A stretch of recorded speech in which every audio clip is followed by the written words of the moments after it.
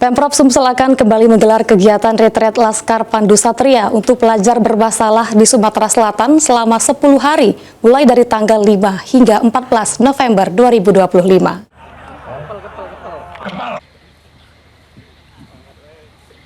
Sebagai upaya membentuk pembangunan karakter atau karakter building pada pelajar bermasalah di Sumatera Selatan, pemerintah Provinsi Sumatera Selatan akan kembali menggelar kegiatan retret bertajuk Laskar Pandu Satria yang akan dipusatkan di bumi perkemahan Gandus, Palembang.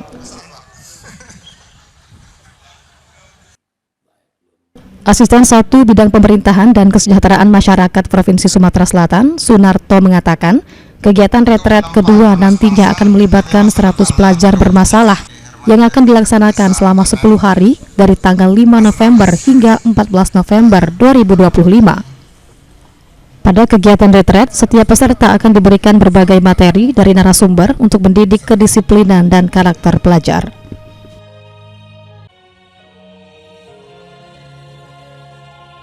Bahwa akan dilaksanakan dari tanggal 5 sampai tanggal 14.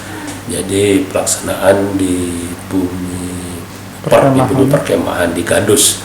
Jadi jumlahnya kurang lebih 100 orang dari Sumatera Selatan. Ini tadi telah kita rapatkan seluruh stakeholder.